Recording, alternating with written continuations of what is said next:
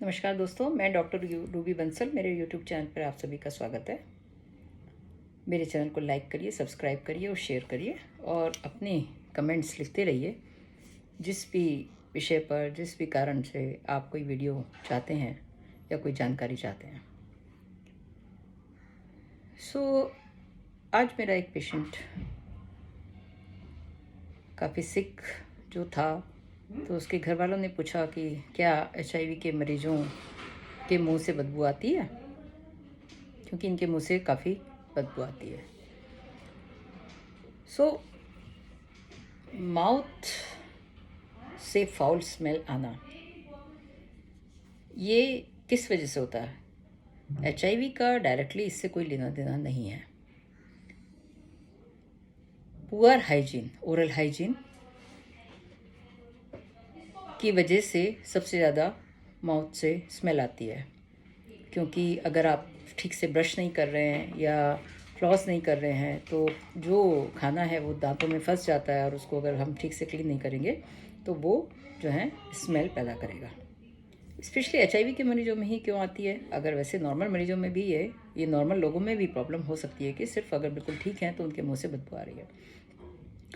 HIV वालों को बहुत कॉमन सिम्टम होता है ओरल थ्रश, मुंह में फंगल इन्फेक्शन का हो जाना। तो अगर उनकी टंग देखेंगे आप तो वाइट कोटेड होती है, या चारों तरफ अल्सर्स होते हैं टंग के चारों तरफ, तो वो डेफिनेटली कॉज कर सकते हैं मुंह से स्मेल का आना। क्योंकि जब फंगल इन्फेक्शन जो होता है, वो कीटाणु फंगस आपकी ज़ुबान पर जब लग जाती है तो कुछ खा पी भी रहे हैं अगर, तो वो सब उसी पर चिपकता रहता है, तो वो मुंह से एक तरह की स्मेल को क्रिएट करता है कीटाणु की वजह से, वो आता है। और इन लोगों में जनरली ड्राई माउथ की प्रॉब्लम होती है, जो सलाइवा है वो पूरी तरह से नहीं आता। तो सलाइवा एक हमारा बहुत अच्छा सोर्स है जो खुद से क्लीनिंग करता है। अगर सलाइवा कम है तो भी माउथ से स्मेल आएगी। तीसरा कारण होता है अगर दांत में कोई कैविटी है या कोई बैक्टीरियल इन्फेक्शन हो रखा है या गम्स में कोई इन्फेक्शन हो रखा है तो भी मुंह से स्मेल आएगी। तो और इस बीमारी कोई भी, जैसे डायबिटीज़ हुई या किडनी की कोई प्रॉब्लम हुई या पेट की कोई प्रॉब्लम हुई, तो तब भी मुंह से स्मेल आ सकती है। परंतु इसका डायरेक्ट HIV से कोई लेना देना नहीं है। और हमें जो है इसके लिए स्पेशली प्रॉपर हाइजीन, जब पेशेंट्स को हम एंटी फंगल से स्टार्ट करते हैं जो ओरल थ्रश के लिए हैं, या हम HIV की दवाइयाँ स्टार्ट करते हैं और उसको प्रॉपर हाइजीन मेंटेन करने के लिए कहते हैं, तो ये सब प्रॉब्लम सॉल्व हो जाती है।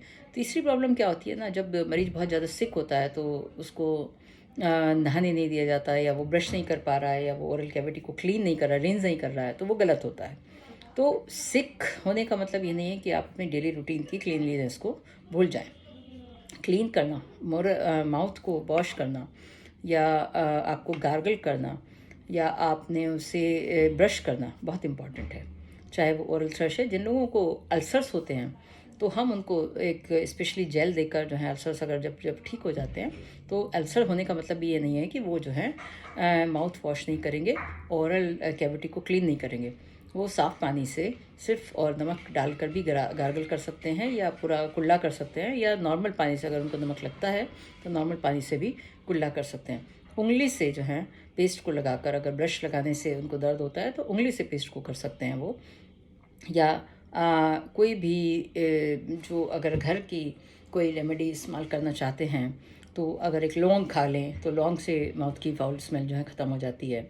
इलायची खा लें तो उससे ख़त्म हो जाती है। और खाने के बाद अगर सिर्फ सिंपल पानी से भी कुल्ला कर लेंगे तो वो भी ख़त्म हो जाती है। जिन लोगों को ज़्यादा अगर कोई इन्फेक्शन होता है तो हम बीटाडिन की बीटाडिन का माउथ वॉश कहते हैं। या जिन लोगों को अल्सर्स होते हैं तो हम कुछ तरह की जेल, जो दवाइयों से कि दवाइयाँ जिसमें होती हैं, तो वो जेल को लगाने का भी सलाह देते हैं। तो इस तरह से दुर्गंध ख़त्म हो जाती है। तो आपको हाइजीन का प्रॉपर ध्यान रखना है। किसी भी स्मेल में हाइजीन का बहुत बड़ा रोल है। जितनी बार भी आप खाना खा रहे हैं, अगर सिंपल उस मरीज़ को आप पानी से कुल्ला करा देते हैं तो माउथ से स्मेल धीरे धीरे कम हो जाएगी। और अगर फिर भी स्मेल आ रही है तो हम फिर कुछ और बीमारियों को भी ढूंढने की कोशिश करते हैं। जैसे जैसे HIV का मरीज़ ठीक होता जाता है, उसके फंगल इन्फेक्शन ठीक होते हैं, ओरल कैविटी ठीक होती है, तो ये स्मेल धीरे धीरे कम हो जाती है। तो इन सब चीज़ों का आपको ध्यान रखना बहुत ज़रूरी है। धन्यवाद। मेरे चैनल को सब्सक्राइब करना ना भूलें।